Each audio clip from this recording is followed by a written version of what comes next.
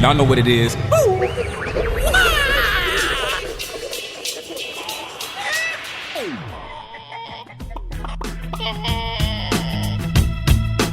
Hey guys, Happy New Year and welcome back to another exciting episode of Eggs Classics. I hope you had an amazing holiday, and as we ramp back up for 2022, we're looking forward to returning with new programming in the coming weeks as Mike's Boot Camp draws to a close. We greatly appreciate everyone who has stuck with us these last several weeks, and I hope you've enjoyed the programming. Hopefully you've been exposed to some great ideas from our most popular guests from the early days, and today will be no exception. Today's guest is Kathy Bowman Atkins, the founder and CEO of the Lattitude Group. Kathy helps CEOs and business leaders set the course for their businesses. Combined with her unique talent for asking tough questions, her no-nonsense approach gets to the heart of the matter quickly and helps business owners breathe new life into their companies. At the Lattitude Group, she combines her corporate and consulting expertise to deliver sound advice, concrete plans and processes, and sometimes a little tough love, which allows her team to deliver real-world experience, recognize key pain points, and partner with business leaders to keep a steady eye on results. She joins the show today from all the way back in episode number 171 from August 27th, 2020, to discuss what to do when you believe your company is doing great and you don't need any planning, the questions you need to ask yourself about your business, authenticity at work, and so much more. Please join us in welcoming to the show founder and CEO of the Lattitude Group, Kathy Bowman Atkins. Hey Kathy, how are you? Doing well. How about yourself? So good, and grateful to have you here. Thanks so much for doing it. Yeah, Thank you for having me. Thank you for making the time. Really appreciate it. And Absolutely. why don't we get this going and just tell us a little bit about where you came from and how you got to where you're at now. What time do we have? Right? I'll keep it short. I actually grew up in a rural farming community in North Carolina. What part? Right, in the Triad, if you know anything about that. That's kind of the foothills, Greensboro. My dad's from Salem. New Bern. He grew up working in the tobacco fields. That's what I did. Well, there you go. So there you go. So did that. Great folks and all of that. No one ever went to college. I had a fifth grade teacher that said you should go to college. So I told my mother that, and she said okay. So we worked really hard to do that. I was fortunate enough to get a job in what was the Bell system. Most of your listeners are probably too young to understand the magnitude of that. When I came up through the Bell system, it was at the top of the heap. That was the heyday of being in corporate America. You had the best development training opportunities. We led the quality movement in the United States. Is the Bell system tied to the telephone communications? Is that what that was?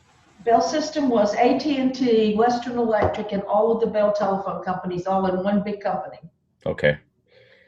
And then that all got blown apart in the 80s, late 80s, and then in the early 90s, some of it came back together. But at any rate, we had the best of everything. So I got great experience there. That really prepared me. Then I moved on and ended my corporate career with General Dynamics. As Ryan mentioned, my parents fell ill, and I was traveling 80% of the time all over the world. That didn't work so well. So I left, spent 10 months just taking care of them in that situation, and did not need to go back on the road. My dad then was left. My mom had passed away, and he needed me there. So decided to start my own business. A colleague of mine who had been in corporate America. So we were, we were talking, and we were trying to figure out what we were going to do. We were very analytical, and we did all of this, big analytical, and all these analysis and spreadsheets and, this, that, and the other, and assessments. And one day we just kind of looked at each other and said, okay, what did we do well? Why did we succeed in corporate America? And it was pretty simple. We were really good at setting a vision. We were really good at inspiring people to that vision. And we were really great at looking at people and seeing the potential in them that they couldn't even see in themselves and helping them to realize it. I mean, that was it. And so we said, okay, so we started this business, and that's what we do. And that's what we've been doing ever since. He left the business. He retired. He's much older than I am. He retired a couple of years ago, and the business has thrived. And we really work, in two areas. We work in this area of strategy, helping, privately held companies develop their strategic business plans and execute them, which is a huge part of that. And we help them with the development of their people, so that, for their people to develop themselves personally and professionally. So that's what we did, and that's how we got here. Yeah, that's awesome. Thanks so much for all that. That's a awesome background and fun to hear about, just the bell system and all that stuff. It's times have changed a little bit. Yes, indeed. So let's talk a little bit about one thing that you sort of talked about in your introduction there, this idea of recognizing potential and in small businesses, especially for a lot of companies, they might kind of look at strategic planning as for, the big guys or whatever. And I think especially for young entrepreneurs, it often gets overlooked. It's this idea of, jump in with both feet and we'll figure out the plan later. And so I wonder if you talk a little bit about just sort of, I guess the importance of strategic planning and the role that it plays in developing a small business, but also how we might recognize in our own business that we need this.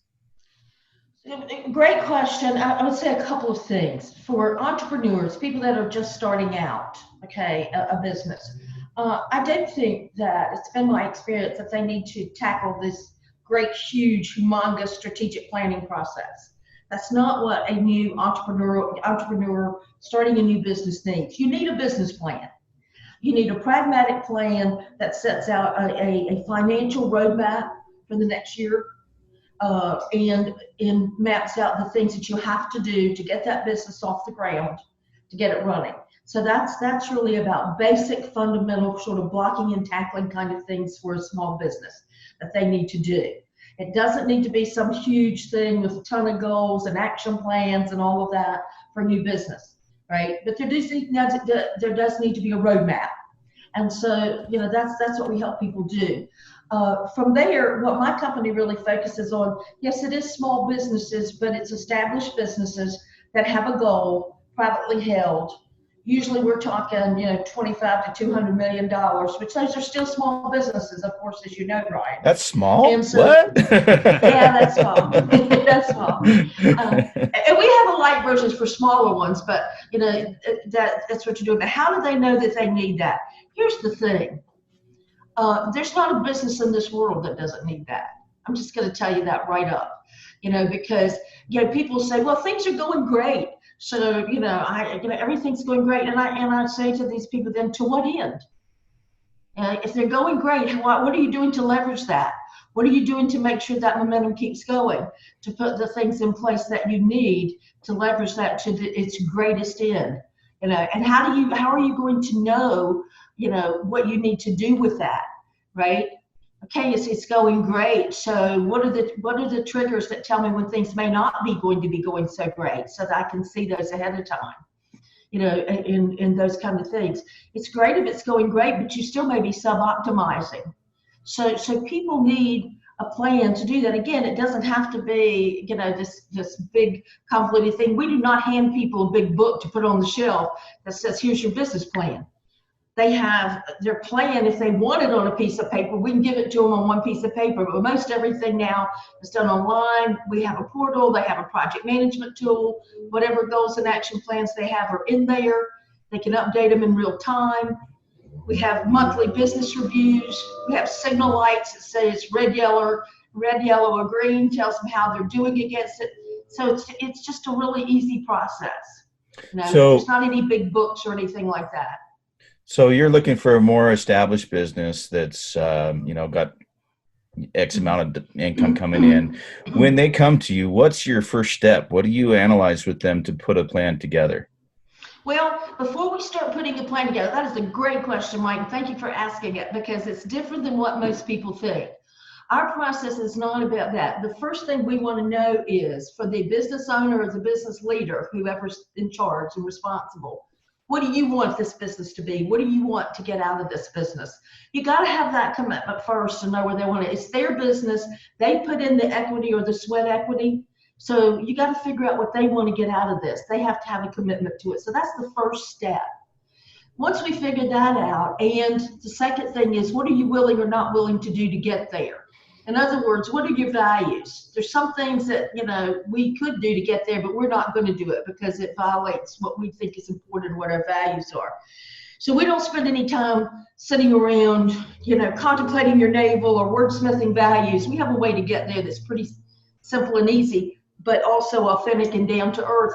And so we get those set. And so then the second thing we ask those business owners or leaders is, okay, how committed are you to this process? Because if internally you're not committed to be the leader and to hold people accountable and help people understand that this is a part of your job and that this is important, that it's not just some other theme or project initiative, flavor of the month that we're doing over here and your real job is over here.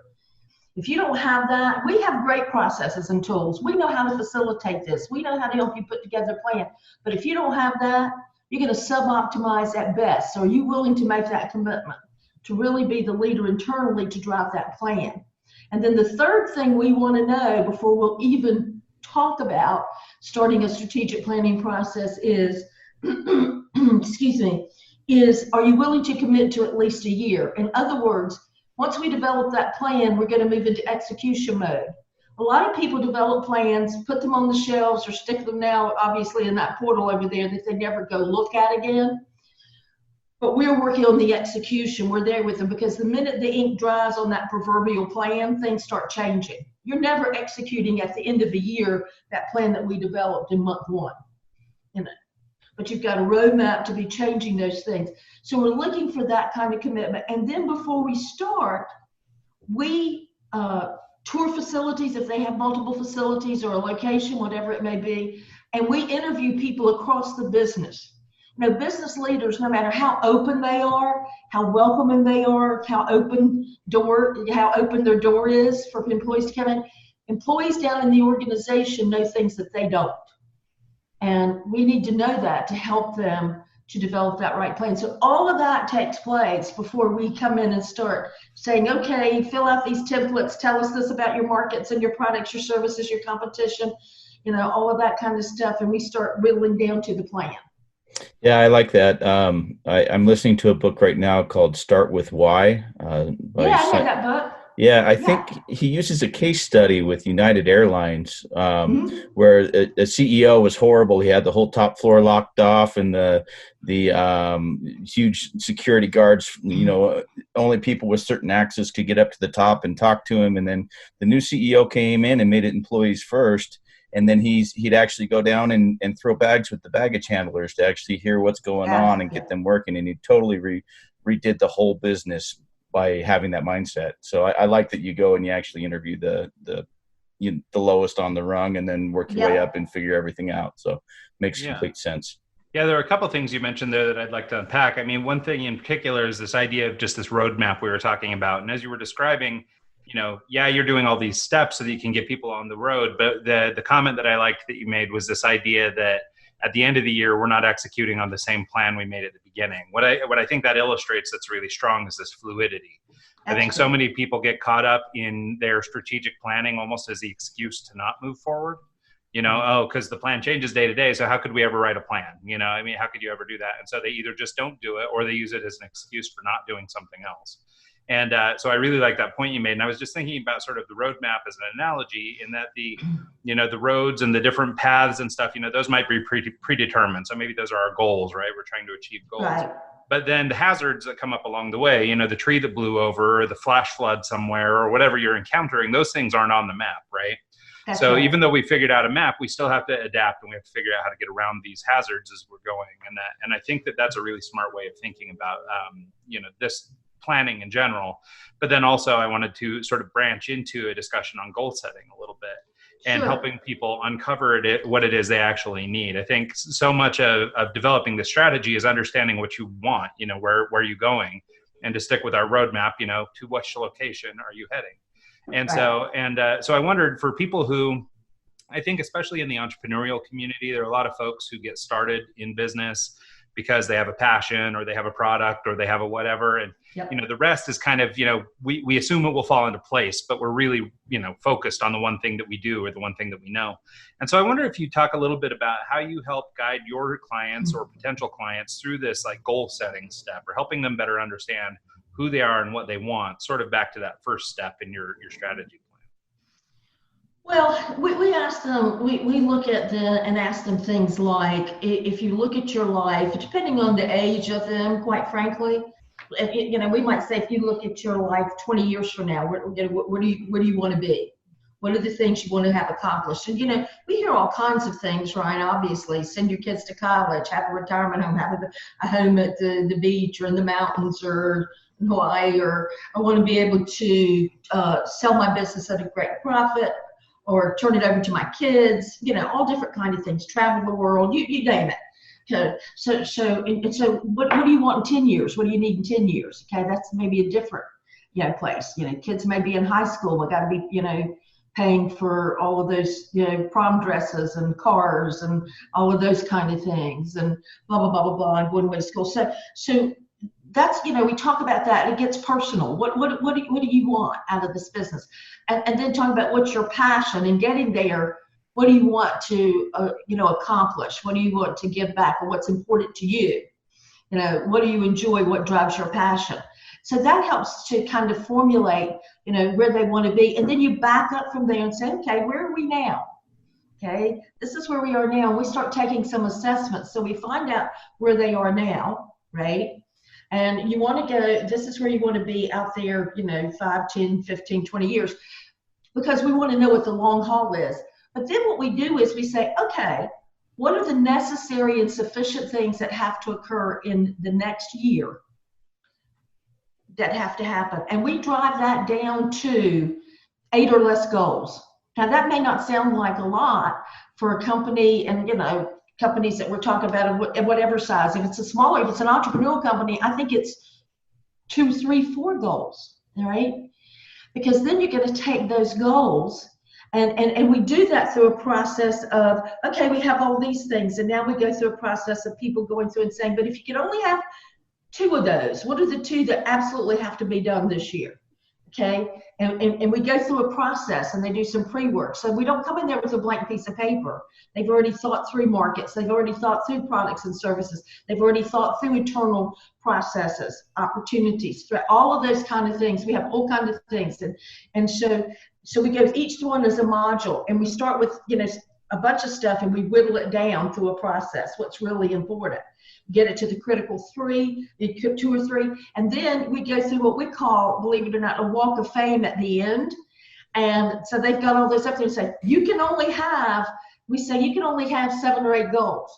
And we start whittling it down. And one of the ways you do that, okay, if you can only accomplish one thing, and that's all you have the resources to do in the coming year, you have to let everything else go. What would it be out of this list? All right, that makes it. Now, if you can have everything on the list but one thing, which one would you let go? We're dropping that off till we get it to that short list. And then from there, they have to develop action plans. So if we're going to say that this is so important that we have to accomplish this, it's necessary, but it's sufficient for this year, who does what by when? And they break it down into that plan that occurs over the next year. So that's how we get them to the process. So we're starting with a whole bunch of information. They do pre-work, we whittle it down. We have modules and ways that we go about doing that. We put a little technology in there for fun. There's a thing called a Mentimeter where everybody votes right now, and it pops up, they see it, around the room on a screen at one time. And so we have people moving around. So it keeps them engaged, keeps them stimulated. I like that you brought up the action plan. I don't know the exact quote, but it's something like a goal without action is just a dream, or exactly. Something to that effect. You can write down your list of 100 things you want to accomplish, but if you don't take the first step to do it, you're not going to make the first step and get that yacht, get that retirement home on Hawaii, wherever you want to be. Right. It's just a matter of doing the work that needs to go into it. How do you go about getting the employees and the people who aren't necessarily going to get the retirement home in Hawaii out of these goals on board to the process? Is there any motivation involved with them? Absolutely. That's a great question. And that's absolutely critical. So that leadership is part of it. So a couple of things happens. We like for them, once we do like an owners or leaders session up front to determine that front end part that I talked about, Mike. Mm-hmm. But then we move into, and we ask them to establish a strategic planning team. And so a strategic planning team can include people from across the business and different organizations and levels. Now, initially in the early stages, that can't be too big because it's a new process and people are getting assimilated to it, etc. So you're talking 7 or 8 people at best. So there's only so many people that you can tap into. But once that plan is put together, okay, then there needs to be a communication plan across the business, okay, that gets rolled out. And then each organization needs to look at that and say, each leader in that organization, and sit down with their employees and say, okay, if this is what the company's doing, this is what we need to be doing, this is what you need to be doing, so that it ties it all together. And, you know, the way that we do that with employees, what good leaders and managers do, you got to figure out and help the employees figure out what's in it for them. I want to roll out a new program that's really great for the company to employees. If I start out by telling them why it's so great for the company and me and all that kind of stuff, I'm going to lose them pretty quickly. But if I start out telling them why it's important to them, how it can help them authentically, you know, honestly.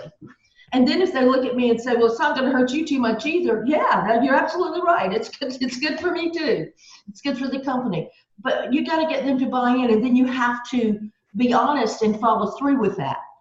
And the way you do that is if you can find out what's important to your employees, why are they working? And you connect the dots to what's important to them. If they help you as an organization get what you want, okay, that you will prosper and that you will be honest breakers and give back to them to help them accomplish what they want. It's what we call the contribution cycle. As an employee, if I bring my best to work every day to help you accomplish that, and if we do and we prosper, we give back to you to help you accomplish your personal goals. That's the connection that has to be made. So it starts at the top of that strategic plan. You're rolling it down through the organization, and you're helping people to understand what their role in that is and what it means to them. Yeah. That same book, Start With Why, he, in that same scenario, the United Airlines, I think is what it was. The CEO actually, they wanted to get their turnaround quicker so that they could, you know, get a plane in, landed, and taken off quicker. And they needed their employees to be on board with it. And so they created a bonus program that's directly tied to that in particular. And I think they said something like the bonus program was costing like $2.5 million per month in payroll to be able to do it.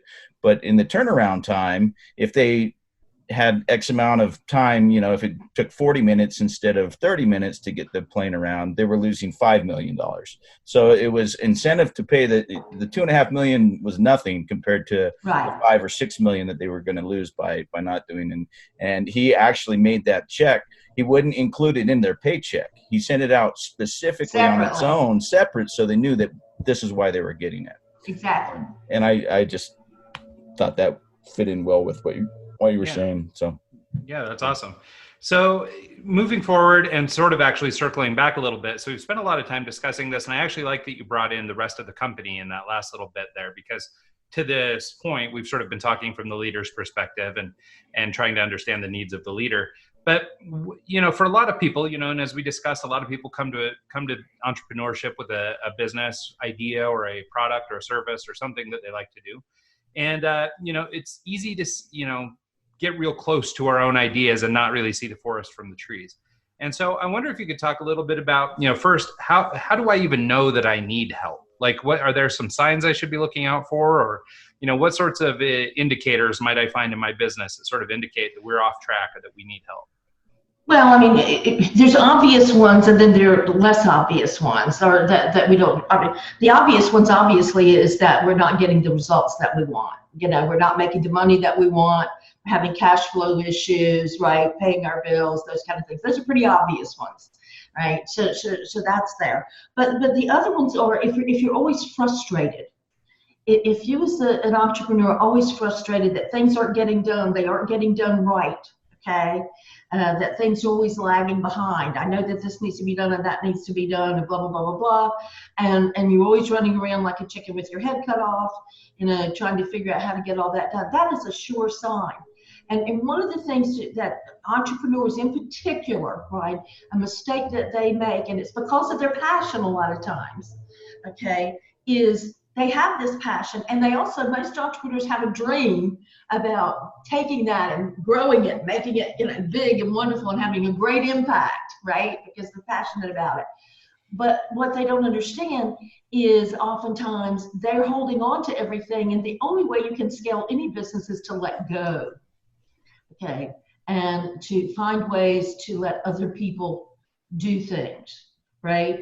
So there's an acronym that we use called CSEDT, which we encourage people who have a problem, holding on to things, etc. They want to scale their business, and it's, can't somebody else do this? Because if someone else can do it, they should be doing it, and finding ways to do that and to make it work, is really, really important.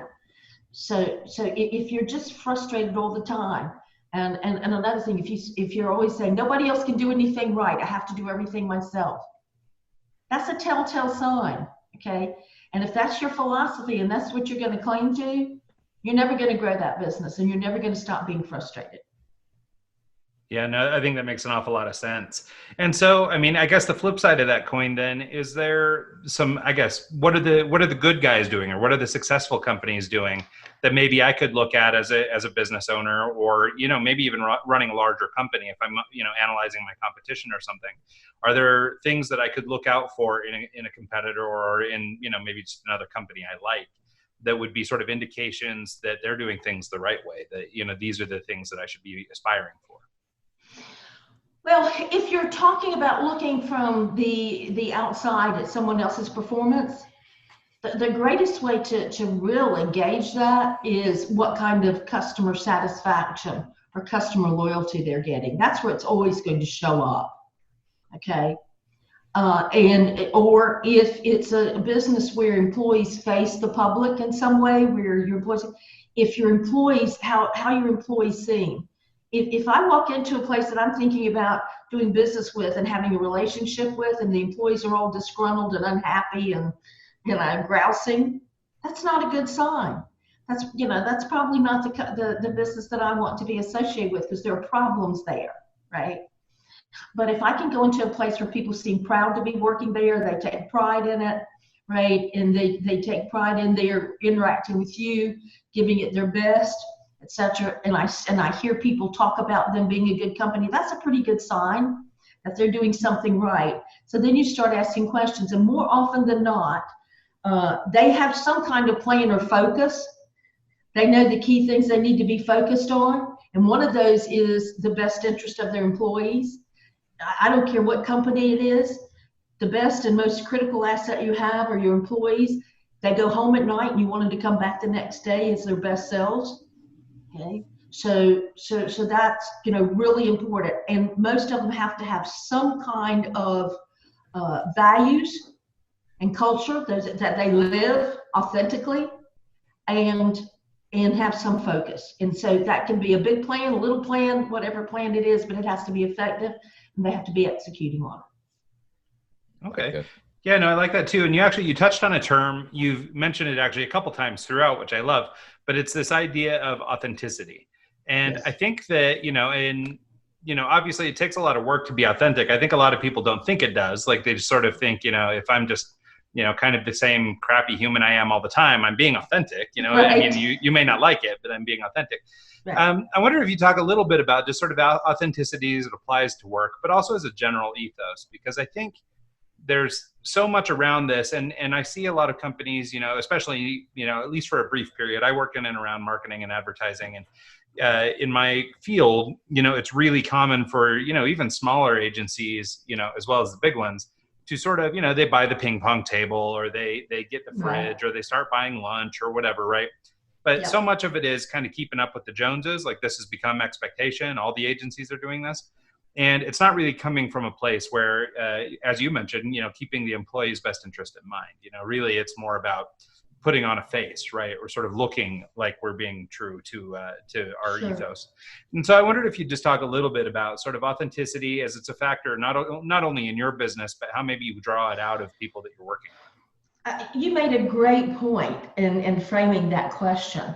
Authenticity is not just about being whatever you are and regurgitating whatever comes to mind all the time. That's not. Authenticity is about genuinely seeking all the time to be a better leader, be a better person, uh, gaining understanding of things that impact you and the people around you in your business. You know what I'm saying? I mean, it's easy. I mean, look at what's going on in our world right now. I don't know, we're not trying to get into all of that, but in terms of the social unrest and the racial injustice and all that kind of thing, it's easy for people to say, well, I didn't experience that, or that never happened to me, or I wasn't here or there, when that happened. But if we want to be authentic, we think about it deeper than that. Okay. But so why is that other person saying that? It may not be my experience, but it's their experience. And it's not all about me. It's about other people. Again, I'm not trying to make some, but that's true everywhere, right?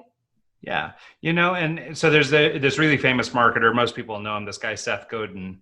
Oh, and, yeah. He's got a million books out there and everything. But I really liked his take on authenticity. He says basically authenticity for me is doing what you promise, not being who you are. Exactly. So it doesn't have anything to do with these superficial thoughts about, me being me and I'm allowed to just be me, even if it's at your expense.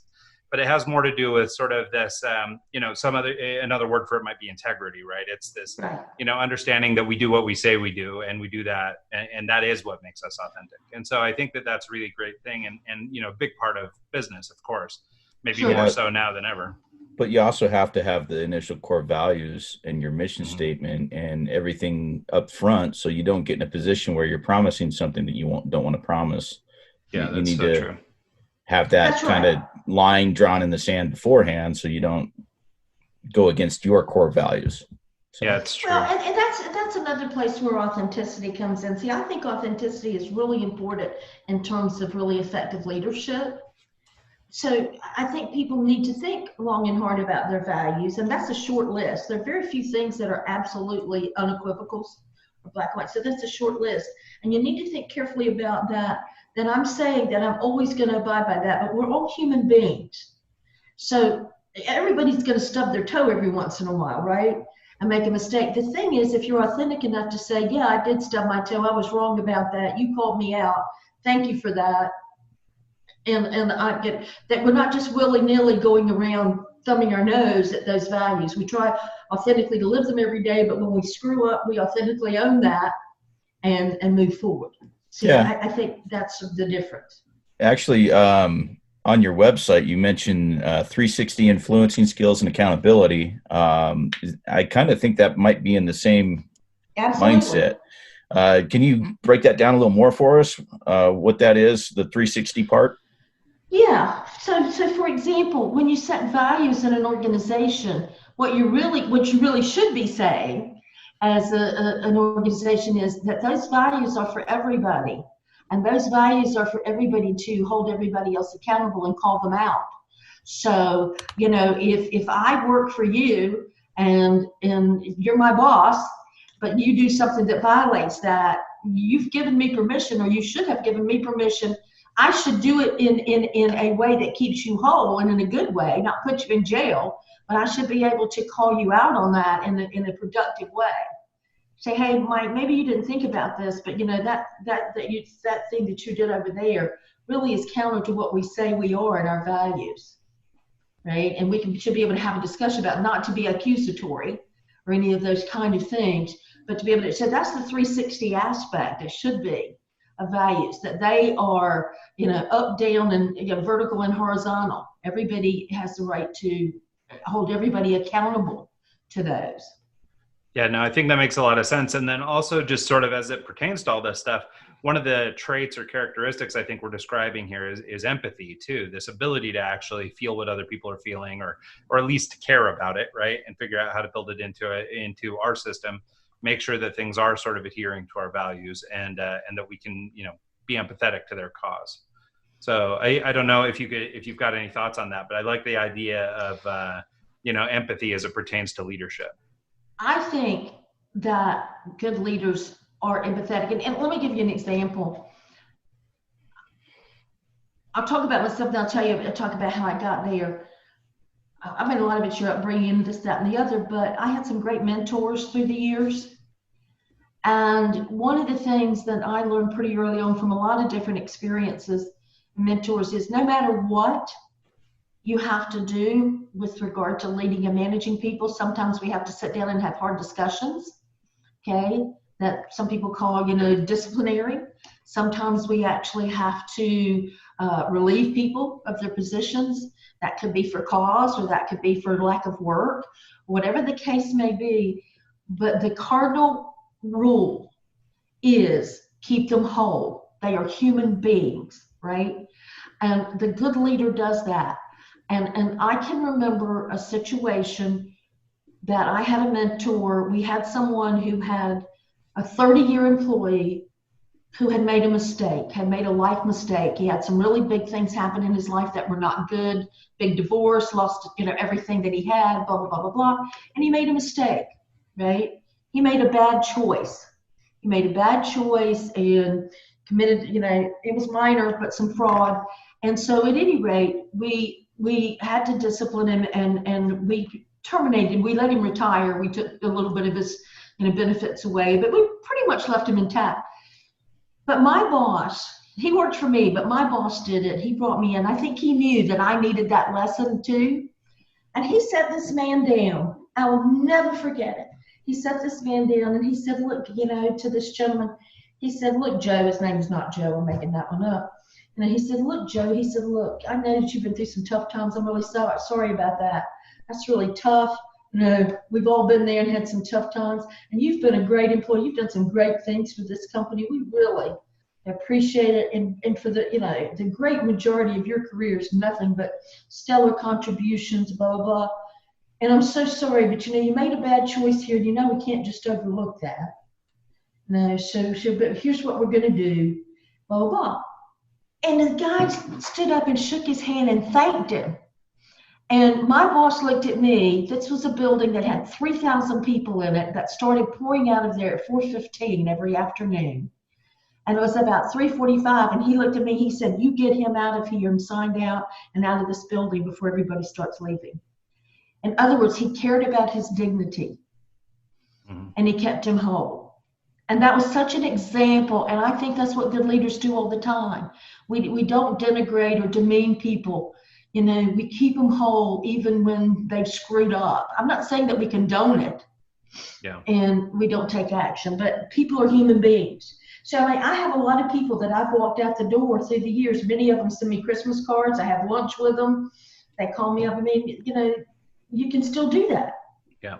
Yeah, no, I think that is a great example of showing empathy in the workplace, because I think, and back to our discussion about sort of authenticity and everything else, like if you don't take the time to build those relationships with your employees over the course of your career and over the course of their career, well, then you can't sit down and have that conversation. You cannot empathetically look at this person's career and say, hey, look, I understand where you're coming from. I get that there's problems, but, unfortunately you've made this mistake and it just is what it is. But it's nothing personal. It's, right. And so, but, if you don't have a reputation for giving a rip about your people, that conversation is going to come off much more harsh and abrasive. Absolutely. Even in my own experience, I mean, I've been laid off 3 times from the same ad agency, who are now my biggest consulting client.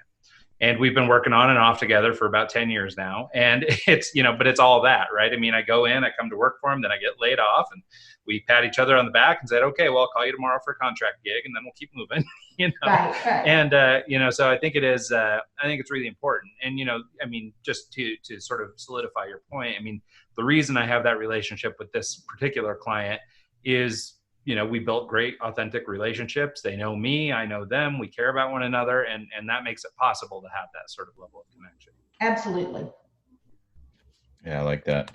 Let's kind of change courses here. One of the talking points on your website as well is businesses planning for emergencies. And I think we're right in the middle of a big one right now with COVID and with everything that's going on. Yep.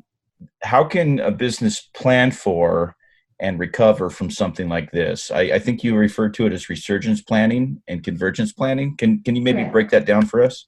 Sure. One of the things that we've done in talking to, clients, colleagues, et cetera, we have a pretty big network, a business owners and so forth, is right now, there's so much uncertainty. I mean, people have to look at, but there's so much uncertainty. So what we've done, instead of just saying we have the big long range, big strategic planning process, and all of that, we've broken it down into what we call these recovery plans. And in the beginning, when this just hit people, I mean, I had clients that lost 80% of their business overnight, just like that, things of that nature. And so what we did is what we called, this emergence plan, and we sat down, and it was really a financial exercise for the most part. Okay, let's look at where things are. What do we have to, look at all the P&L expenses, the balance sheet obligations, okay? Now, and also, did we learn anything? Are there any opportunities? I mean, you've seen businesses that have shifted. We've got one here locally, one of my clients that's in the plastics business that shifted to making these face shields, all right? They had the equipment, to be able to do that. And these plexiglass, and everybody's putting these plexiglass dividers up, in banks and tellers and, grocery stores and all of that, and they can make those things. So that's what we're looking at. And it's a 6-month plan, Mike. It's not a 12-month plan, and it's not terribly strategic. It's like a survival plan. And then so if you make it through that 6 months, then we do a 6-month plan on resurgence. Okay, so now we've gotten there. We survived, we made it. So what's the next 6 months look like? And so we bring some more things in there, okay, in terms of some internal and some external assessments. And we do another 6 months plan. And then what we believe is going to happen, you don't know exactly when, but either the future's going to become clear what the new reality is, or we're just going to decide what it is. That's what business leaders are going to have to do for their businesses. And so that starts converging and coming together. And that's another 6-month plan that gets a little more strategic. So we're saying for the next 18 months, it's these small bites, take that 6-month look. And the way we're managing that is through triggers, through metrics, such that, so for example, let's say as a business, I say, the only thing that's important for the next 6 months is that I have enough cash to pay my bills. That may be your metric. So that is the thing that we're looking at. If it's looking like that next month I'm not going to be able, what adjustments do I have to make? And volume's driving everything. Okay, is this much business coming back so that I can, have this kind of expenditure? I mean, it's pretty elementary, but the plan is in place and the trigger. So that's the way you deal with that you can flex it. The next 6 months, you may be able to put another couple of metrics in there, KPIs, so to speak, to measure things. But that's the way we're doing it. And we're taking it in smaller bites that are a little bit more pragmatic, a little bit more tactical. Yeah, I think one of the things I like about that so much is sort of the peace of mind that comes from having a plan at all. Exactly. The world is in this crazy state of upheaval. And for a lot of businesses, like you said, they're really suffering.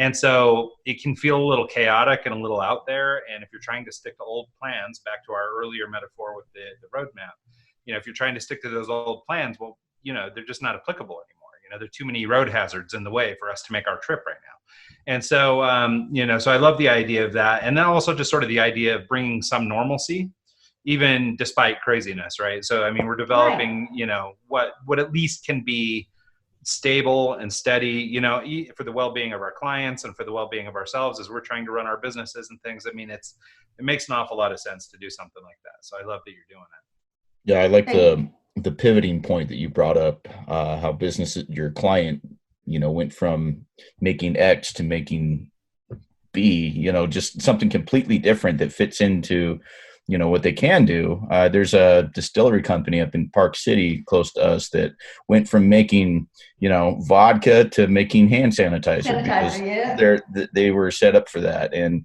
I really think that kind of shows, that being able to pivot in a time of, something like this is critical.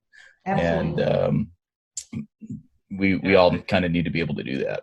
Yeah. Well, and so maybe as an extension of that conversation and actually an extension of everything we've been talking about, I wanted to talk about your personality specifically. And one of the things that you're sort of known for is this idea of straight talk. And the way that you talk to people isn't real fluffy and you're really, pushing people down the road. And I'm sure you've got a handful of entrepreneurs that like that and a handful that don't. But I wondered if you'd talk a little bit about your approach and sort of the importance of stripping away some of the fluff and just kind of getting down to business. You know, here's the thing. People sometimes don't like it at first, Brian, okay? Because it kind of hurts maybe, or, you know, they don't know me well enough. But one of the things that approach really works so well is that we really do care about the best interest of our clients. And it doesn't take them too long to understand that. And they know that when I talk tough to them, I'm doing it because I care about their business. And the thing that opens up is to be able to have tough conversations that they need, right? And if you can't have that, but you can't get there unless they totally trust you and they know that you have their best interest at heart. And then they do know that I'm going to tell them the truth, and they pay attention to that. So it's a real plus. It's an interesting thing. My former business partner, one of the best partnerships probably of all time that he and I had. We're still great friends. He's just, you know, like I said, much older than I am, so he retired. But, you know, he was a softer kind of guy, had a different approach that worked for him. There's nobody in the world that ever would accuse him of being harsh or tough or any of that kind of stuff. Not being firm or authentic, but, you know, a different style. But at the end of the day, the clients were stickier to me over time, okay? Because I didn't cut them any slack when I thought that they were doing things that wasn't good for them or for the business. And that's where it works, but always out of the place of being in their best interest. And again, never demeaning them, okay? Yeah. Straight talk, but never demeaning them. And that's what's important. You know, when I left the corporate world, my boss that I had worked for a long time, and I was his, you know, we worked very closely together, and he came in and we had a great conversation, and he said all kinds of nice things to me about my career and this, that, and the other. I know that. I remember that. It was pleasant. I don't remember any specific he said except one thing. And he said to me, "You always told me the hard truths." That was the best thing he said to me. And he said that was the most valuable thing that I ever did. And my clients tell me that over and over again. Okay. Yeah, no, I think it's true. I think so many of us, you know, actually need it, even if we don't want it. Right. And, you know, the example I always use is my wife is a junior high teacher, teaches 8th and 9th grade honors English. And you know, she's got kind of a reputation for being kind of the tough teacher, right? You know, she has really high expectations. I mean, you know, in the theme of our conversation, she has honesty and integrity tattooed on her wrists. Like, she's not messing around.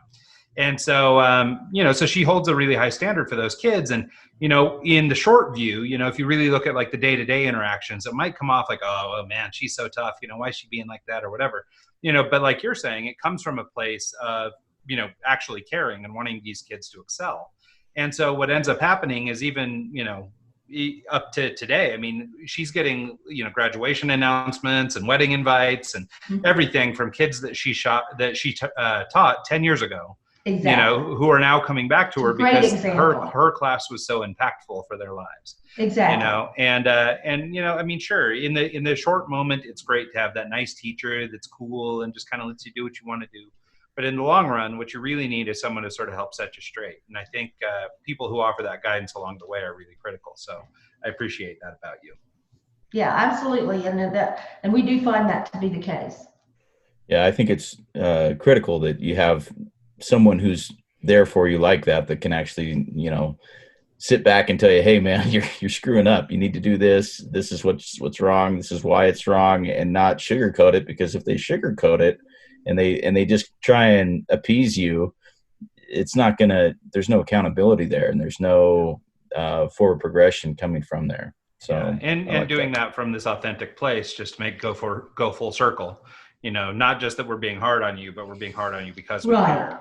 Not doing it just to be a tough person. Yeah, I love that. So one last thing, or, you know, as we're starting to wind down here, starting to get towards the end, I wanted to talk to you about one thing. And, you know, honestly, we've touched on it quite a bit throughout, but I'd like to sort of bring that theme home a little bit, was this idea about a mission of service. I read this in some of your bio information and some other things, this idea of being a service-based company and living sort of a life of, wanting to offer service to others. And I wondered if you'd sort of talk about that. And this goes back to our authenticity conversation and some other things like that. But, again, so many people say it, but not that many people live it. And it's this idea of being sort of selfless and giving unto others. It's also this idea of, sort of flexing high level emotional intelligence and understanding, the needs of those around you. And I wonder if you'd just sort of talk about, on maybe the management side, maybe the personal side, wherever it best fits, just sort of the ideas, or how you've taken and cultivated these soft skills in your career and in your life, and how you've sort of leveraged those to find success in business, And like I say, I realize we've touched on this sort of throughout the conversation, but I'd like to just maybe put a little bow on it.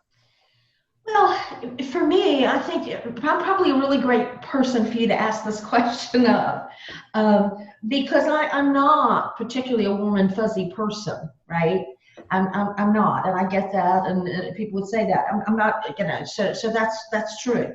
But I do have the skill set, and I do care about people a lot, and I care about making a difference a lot.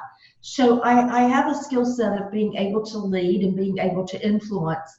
And so for me, the way that I get that feeling of gratification is using those skills to make a difference in a lot of places, in a lot of different, in people's lives in different ways, okay, than some people. But for me, at the end of the day, the thing that jazzes me most in life is when I've helped someone else to move forward, to accomplish, okay, and to do it authentically, okay, and on their own. Not that I gave it to them, that they learned for themselves, that they accomplished something, or we did accomplish something big. So that goes down from coaching an individual to helping a business and an organization, to just recently we had a big zoning issue in my community, and it was really gratifying that people in my community came to my door and said, you know what, Kathy, we need you to take the lead on this. You are the bulldog that will get hold of this and make it work out. And you know what? Everybody that we talked to outside of that, lawyers and all different, we availed ourselves to every resource, correct? I would leave no stone unturned. Oh, this is an uphill battle. You can't win this battle. You're never going to win it. Guess what? We not only won it, we defeated that zoning unanimously. And you know how we did it? Yes, I led the cause, but I mobilized our neighbors and our neighborhoods in that area and got homeowners to write authentic letters, personal letters. People would say to me, do you have a template that you can give me that I can just fill it out? I'm like, no, here's some talking points. Here are the key points that, the issues, but you write it from your heart, from your family. And when those aldermen, those politicians got together with the last vote, every one of them said, we have never had this much feedback. We've never had this many authentic letters. These were not form letters. They specifically cited that. That made me feel great. And, and when people said, oh, you did this, I didn't do it. Yes, I led the effort. But that was really gratifying to me, that we did something to save our community, because this would have destroyed our community. And, and that everybody, we were able to engage everybody. I mean, I bet you can even tell by listening to me talk about this that I'm very animated about it. So I think that for me, every time I see someone in a coaching session get something, move forward, a business, or that kind of example, that's what I can do, and that's what really gets me jazzed. I mean, yeah, I love closing a big sale, but at the end of the day, and yes, I'm in this to make a living, and if people didn't pay me, I wouldn't show up, to be sure, but nonetheless, that's the thing that really gets me jazzed. And the truth of the matter is, everybody does everything for what's in it for them, but so that gratification is what's in it for me, and I find that to be true for a lot of people. Yeah, I love that. Well, cool. So as we're kind of coming to the end of this thing, where can people find out more about your company, the Lattitude Group, and, about you personally, maybe get connected or reach out if they'd like to, and, learn more about the work you're doing? It's real simple. We've made it pretty easy. You can go to www.lattitudegroup.com. Everything in terms of getting in touch with us, information about the business, about myself, other members of the organization, schedule a consultation, which is free. And we also now have a landing page that talks about these recovery plans, where you can get to a guide of things that business owners should be asking themselves right now. That question you asked me earlier about what are some of the things that people should be looking at or to tell them they need to be doing, we put together a guide, and you go to golatitude.com and you can get that and get to that guide. So everything is either right off of there or off of that landing page. So before we let you go, I was listening to another podcast you were on, and you were talking about the name Lattitude and how you came up with it, and you referred to it as attitude and something else. Can you break that down? Just tell us a little bit about the name and why you came with Lattitude Group. Well, our latitude has 3 T's in it, which means that we have attitude in our latitude. So we're about attitude, to be sure, which makes a huge difference, right, in terms of how we conduct ourselves, the motivations, etc. And we're also about direction. So the latitude's about direction, but it also, we can be going in the right direction with the wrong attitude and not get the right results. I like that. Yeah, that's great. Well, cool. Thank you so much, Kathy. We really appreciate your time. Grateful that you were able to meet with us today. And yeah, everybody check out the website and all that good stuff. We'll make sure it's all included in the show notes. Thank you, guys. It's a real pleasure. Absolutely. Not a problem. And thanks to everybody who listened this week and every week, and we'll see you all next time.